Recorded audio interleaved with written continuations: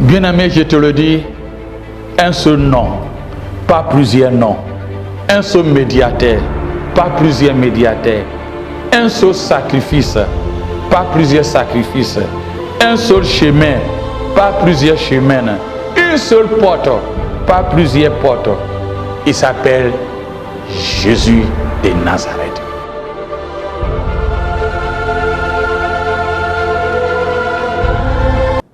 L'église de Laodicée. L'église de Laodicée. Nous allons lire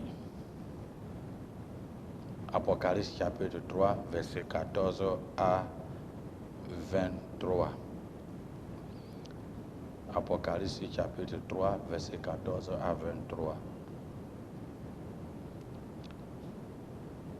Il dit ceci: écrit à l'ange de l'église de Laodicée, voici ce que dit l'Amen, le témoin fidèle et le véritable, le commencement de la création de Dieu.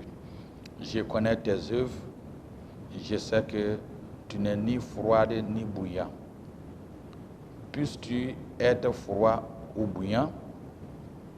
Ainsi, parce que tu es tiède et que tu n'es ni froid ni bouillant, je te vomirai de ma bouche. Parce que tu dis, je suis riche, je me suis enrichi et je n'ai besoin de rien, et parce que tu ne sais pas que tu es malheureux, misérable, pauvre, aveugle et nu. Je te conseille d'acheter de moi de l'or éprouvé par le feu, afin que tu deviennes riche, et des vêtements blancs, afin que tu sois vêtu et que la honte de ta nudité ne paraisse pas, et un collier pour moins tes yeux, afin que tu vois. Moi, je répands et je châtie tout ce que j'aime. Aie donc du zèle et répands-toi. Voici, je me tiens à la porte, je frappe et je frappe. Si quelqu'un attend ma voix et ouvre la porte, je rentrerai chez lui et je souperai avec lui et lui avec moi. Celui qui vaincra, je le ferai asseoir avec moi sur mon trône, comme moi j'ai vécu et me suis assis avec mon Père sur son trône. Que celui qui a les oreilles attend ce que l'Esprit dit aux églises. Le livre de l'Apocalypse est riche et tout ce que Dieu nous parle dans le livre d'Apocalypse, il n'est pas choisi des choses de hasard, mais en fonction de ce que les uns et le milieu ou l'environnement, ainsi que l'atmosphère que les gens vivent, Jésus prend ça pour les illustrer ce qui est spirituel. Ce qui est très important est que Dieu nous parle. Comme Jésus a dit, s'il nous parle des choses d'en haut, comment nous pouvons le comprendre? Donc il utilise ce qui est d'habitude connu ou commun pour nous permettre à mieux comprendre. Et j'ai toujours dit, pour mieux comprendre et lire et connaître ce qui est de l'Apocalypse ou bien ces églises, il faut au moins avoir une certaine notion de histoire biblique, géographique, ainsi archéologie concernant ces endroits-là.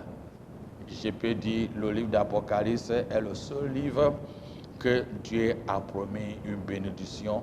Lorsque nous lisons Apocalypse chapitre 1 verset 3, il a dit: heureux celui qui lit, celui qui attend les paroles de la prophétie et qui garde les choses qui y sont écrites, car le temps est proche.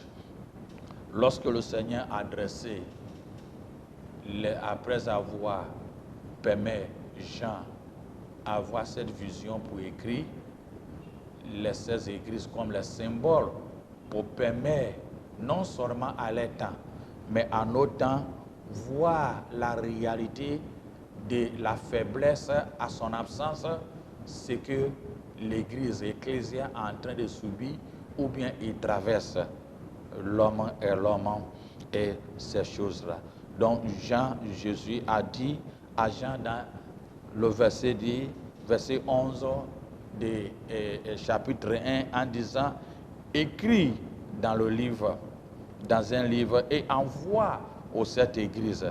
D'abord, il avait dit l'église d'Éphèse, et cette église d'Éphèse est une église qui marque l'amour réel pour l'affection de l'œuvre du travail. Ils font les choses sans amour. Est-ce que ça n'existe pas? Attends, correctif, individu, congrégation ou bien dénomination, on fait parce que c'est du routine. Je dois aller à l'église parce que c'est normal, chaque dimanche je dois partir. Je dois aller à l'église parce que c'est fin de l'année, ou bien comme on appelle au moment de Pâques, tout le monde va à l'église. Donc on fait ça d'une manière routine. Mais cette église a perdu son premier amour et vide du Saint-Esprit.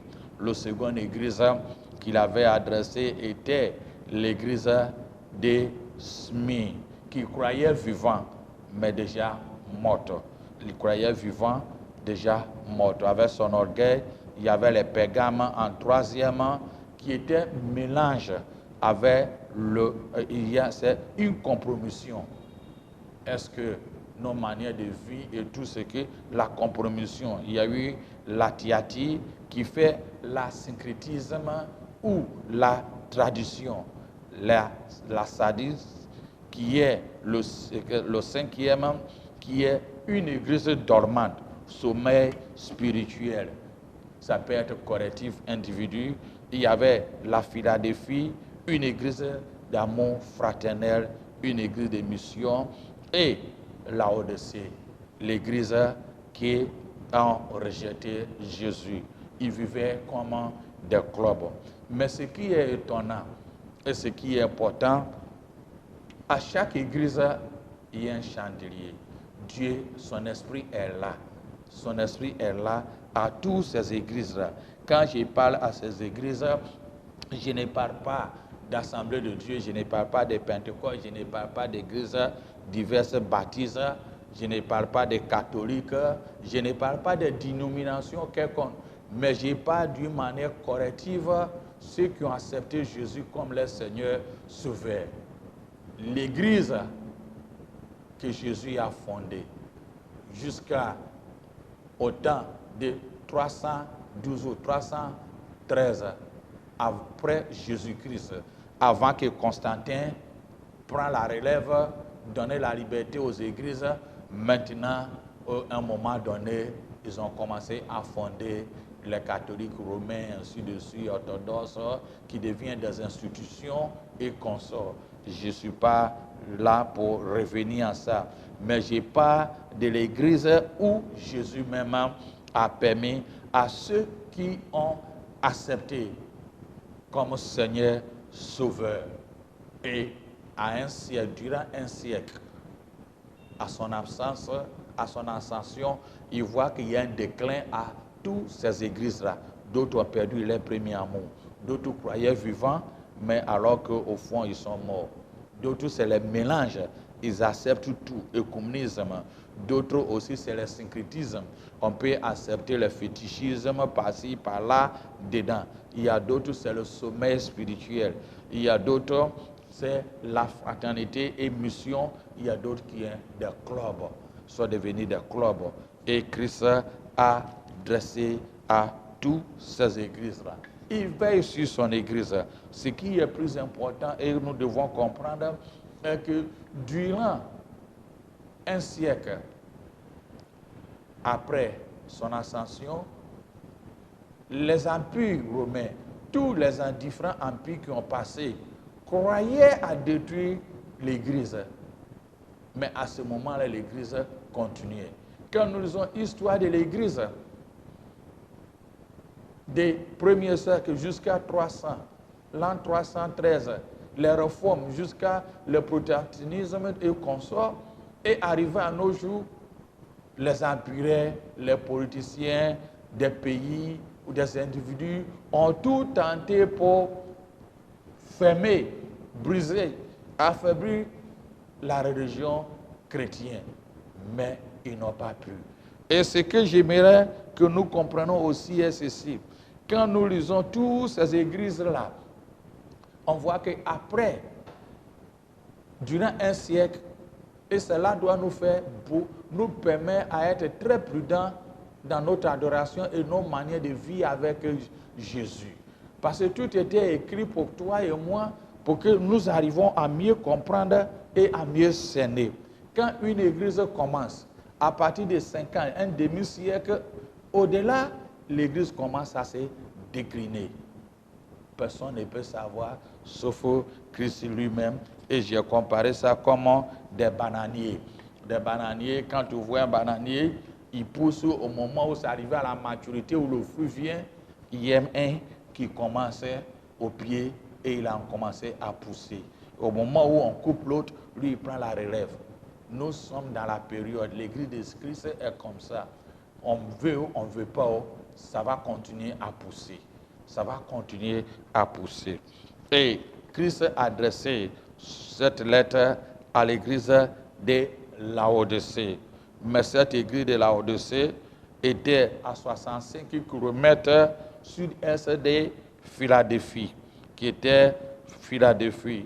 Et Laodicée était sur un contrefort rocailleux dans les paysans montagneux. C'était un endroit où rocailleux, qui était un endroit beaucoup rocailleux.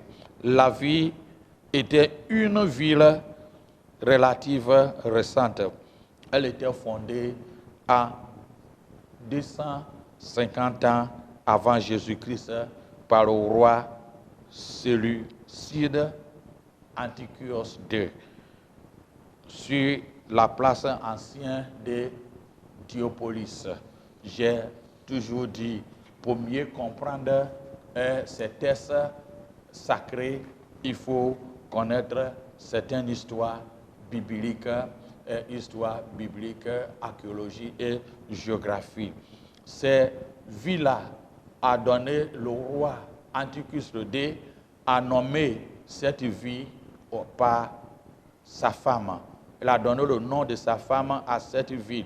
Le nom de sa femme qui était Laodicée. Laodicée. Et finalement, ils n'ont pas pu rester ensemble. Ils avaient divorcé.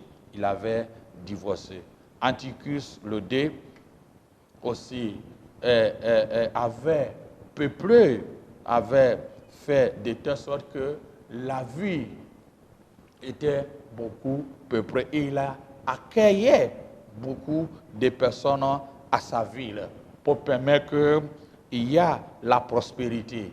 Donc, au fait que la vie était ouverte à tous les citoyens des Grecs d'Orientale Asie ou des Romains, ainsi que les Moyen-Orient, a permis un grand développement de sa vie.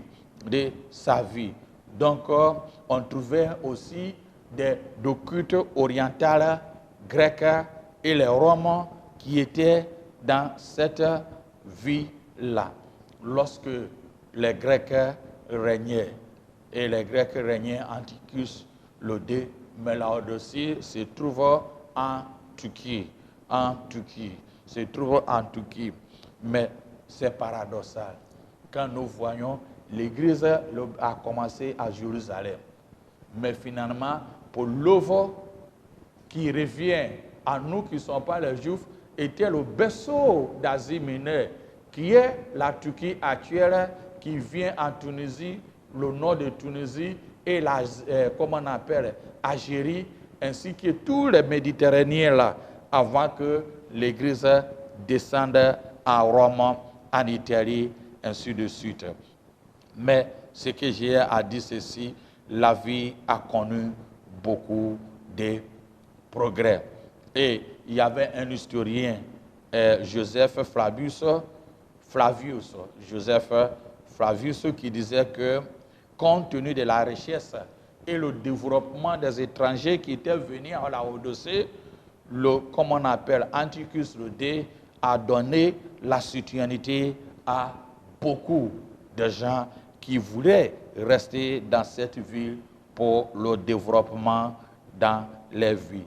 N'est-ce pas les mêmes choses qui se passent dans certains pays européens, même africains, ou certains endroits, à cause d'énormément de différents brassages de culture, a permis qu'il y ait développement.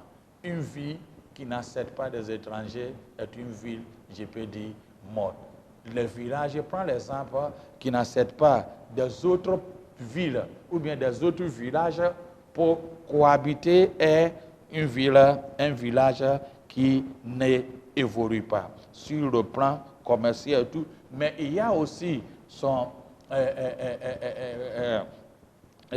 désavantage, est qu'il y a des différentes cultures qui viennent rentrer en dehors de ce que vous-même vous avez. Mais dans cette ville-là, qu'il y avait l'église de Laodicée. L'église de Laodicée. Dans cette église-là, il y avait énormément de communautés juives qui étaient là avant même l'an 70 où les Romains ont pu détruire cette ville-là. Mais il se pourrait que cette ville était fondée par Epaphras. Elle fut fondée par Epaphras. Lorsque nous lisons Colossiens chapitre 1, verset 6 à 7. Mais au début de cette église qui a eu un moment glorieux que ceux de la communauté d'Éphèse, les Colosses et des Colosses, mais le temps des apôtres Jean était au moment où l'église a commencé à décliner. Au moment de Paul et d'Epaphras et certains disciples, la vie a connu une effervescence incroyable. Mais lorsque l'apôtre Jean était venu, la vie a commencé à dégrader. Ça nous arrive beaucoup à nos temps. Et il y a certaines personnes, quand on les a faites à certaines églises, ils disent « Ah, on m'a envoyé à un endroit où, maintenant qu'ils ont tout sucé et tout ne va pas, maintenant que je viens. » Mais j'aimais beaucoup l'apôtre Jean. C'est lui qui était devenu finalement évêque dans cette région d'Asie mineure, qui compose les 7 églises, ainsi de suite.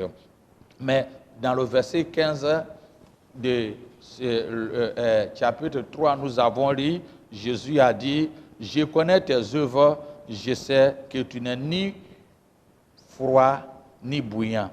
Puisque tu es froid ou puis-tu être froid ou bouillant, ainsi parce que tu es tiède et que tu n'es ni froid ni bouillant, je te vomirai de ma bouche. » Le mot bouillant veut dire en grec zétos. Zétos qui peut être traduit aussi fervent. Ça peut être bouillant ou fervent. C'est ce qui nous permet à comprendre que l'Église là n'est pas commencé à rejeter Christ au début, mais il était fervent avant de descendre. Il y a donc une forte chance pour la raison que l'Église était devenue tiède, que le Seigneur a dit, il va le vomir de sa bouche. Pourquoi l'Église est devenue tiède? Jésus a utilisé des éléments qu'eux-mêmes ils sont habitués et qu'ils connaissent mieux.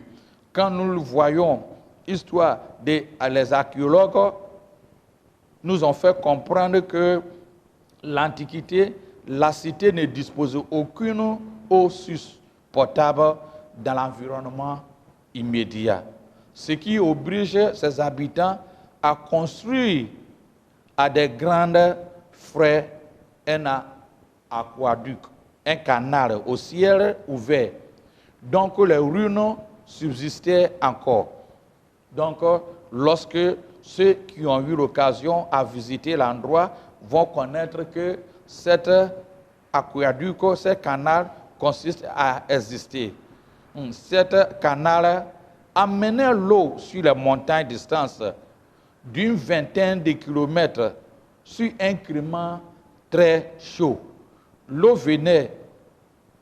avait bien du temps, se réchauffe jusqu'à la rentrée dans la vie. Et les Laodiciens devaient se contenter de l'eau qui est arrivée. Ils devaient se contenter de l'eau qui allait arriver. L'eau a commencé à être tiède pour boire. Or, la température de cette eau illustrait tragiquement la médiocrité de la vie spirituelle et témoignage de l'église de Laodicée. Donc Jésus a utilisé cette eau frais qui venait sur la montagne à cause des climats chauds qui descendent. Donc, avec le canal ouvert, lorsque l'eau arrive dans la vie, il devient bouillant. Alors quand tu bois, c'est comme des choses que tu vas jeter.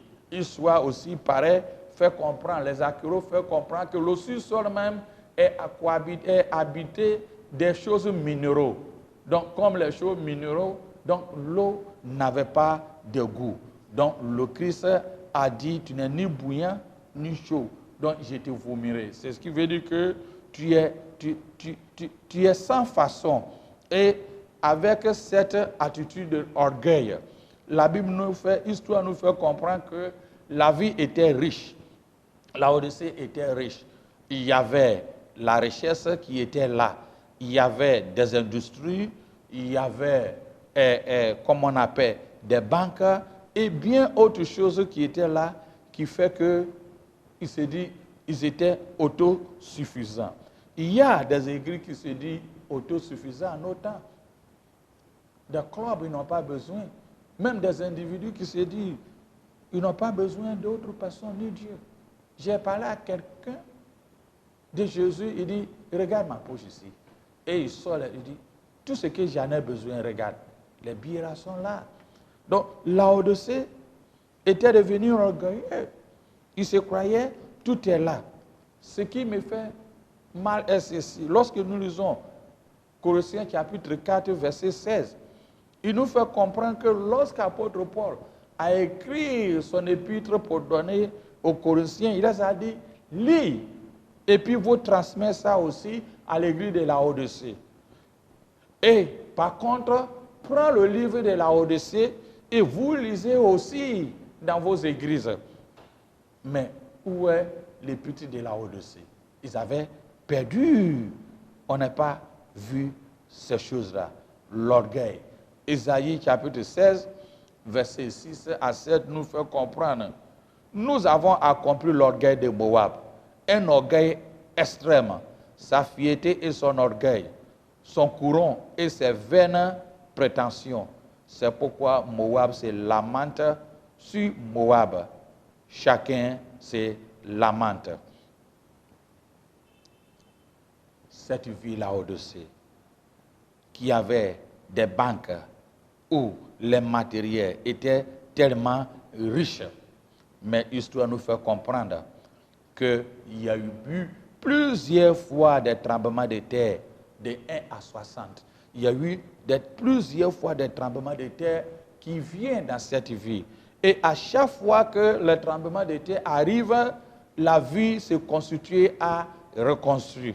Sur même l'empereur Néro, la ville refusait même l'aide de l'empereur parce qu'il se croyait riche, autosuffisant.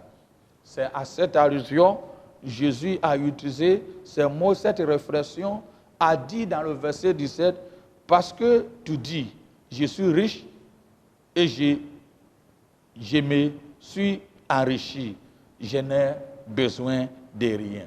Donc, les premiers chrétiens connaissaient réellement ce que Jésus les a dressés. Comme j'ai dit, il y avait des industries de la vie aussi qui avaient des vêtements. Ils fabriquaient beaucoup de textiles, des vêtements. Donc, permet beaucoup de personnes à venir la vie pour acheter. Donc, ils étaient tellement riches. Mais ils n'avaient besoin de rien à cause de leur orgueil. Donc, Jésus a adressé dans le verset 18 en disant, je te conseille d'acheter de moi de l'or prouvé par le feu, afin que tu deviennes riche, et des vêtements blancs, afin que tu sois vêtu, et que la honte de ta nudité ne paraisse pas. Regardez, Jésus leur conseille de venir acheter les vrais vêtements. Il se croyait avoir des banques, mais il a dit non, non, non, ce que vous avez, c'est du passager. Mais viens acheter l'or pur avec moi. Et il a dit, le vêtement, vous croyez que vous avez le meilleur à mieux vivre. Mais attention, j'ai à vous dire que vous n'avez pas le meilleur. Vous n'avez pas le meilleur. Mais croyez, Laodicée était réputée aussi avec le corps de la médecine. Il y a suffisamment de raisons pour associer les colis à Laodicée. L'église de Laodicée, la vie qui se prétendait guérir la myopie physique, était aveugle lorsque Jésus a dit, il dit, je te conseille d'acheter un colis pour moins tes yeux, afin que tu vois. Une église qui se dit satisfaite, qui n'avait pas besoin de quoi que ce soit. Jésus les appelle, non, non, non, non, ce que tu as est du passager, ça ne peut pas te soigner. Regarde, Dieu a dit dans la même chose lorsqu'Israël avait abandonné dans le livre d'Ézéchiel. Lorsqu'Israël avait abandonné, dans Ézéchiel chapitre 16, verset 1 à 17. C'est une histoire qui est longue, mais je vais paraphraser. Il disait, il a vu un enfant né qu'on avait jeté dans une poubelle, et l'enfant avait le sang sur elle. Il n'y avait personne qui l'approchait pour la prendre. Mais lui, en passant, a vu l'enfant. Il a fait nettoyer de tout le sel et tout ce qu'il le faut. Et l'enfant a commencé à grandir. Il lui a donné toute la beauté, de l'argent, on est de tout ce qu'il fallait. Mais hélas, quand l'enfant a grandi, avec toutes ses gloires et toutes ses beautés, il a commencé à prostituer avec cette beauté-là. Il a commencé avec cette beauté-là. Ça nous arrive aujourd'hui. Il y a des gens qui commencent et ils disent, le Seigneur, aide-moi. Quand tu seras bon, je ferai ceci. À peine, ils abandonnent le Christ. Ils oublient, cette église de Laodicée n'est pas commencée de même manière. Bouillant, zectos, un moment tiède, un moment l'orgueil et abandonné. C'est la seule église que Christ tient au dehors. Voici celui-même qui a versé son sang pour constituer son église. L'église l'a rejeté, il l'a mis au dehors. L'exemple est la lettre d'Épître qui devait redonner aussi à Colosse. Mais c'était perdu. N'est-ce pas ta vie? N'est-ce pas certains qui m'écoutent? Que quand ils souffrent, ils ont un problème, ils connaissent la voix de Dieu. Mais d'un moment où ça commence à fleurir, ils abandonnent. Il y a aussi des dénominations, des congrégations, ou des foyers, des familles, dans le moment de galère, ils croient connaître la voix de Dieu. Mais d'un moment où ça commence, c'est fini. Je me rappelle bon nombre de personnes aiment blaguer les hommes de Dieu. Oh, pasteur, prie pour moi, dès que les choses vont aller, ça va bien marcher. je ferai ceci pour toi. À peine, téléphone même, ça ne vient pas. Ceux qui ont le courage, ils disent non, quand tu auras besoin de quelque chose, informe-moi. Vous voyez, on a plusieurs manières. Osée chapitre 12, verset 9 dit, Ephraim dit, à la vérité, je me suis enrichi, j'ai acquis de la fortune, mais c'est entièrement le produit de mon travail. Je ne trouverai chez moi aucune iniquité, rien qui soit un crime. C'est ça. Une communauté, une église, un individu qui met Christ dehors court à un grave danger. Lorsqu'elle s'appuie à sa propre ressource, à sa propre manière de vivre. La Odyssée avait des banques. Mais Jésus a dit, vous êtes pauvres. Viens à moi, l'eau pure, qui ne périsse pas.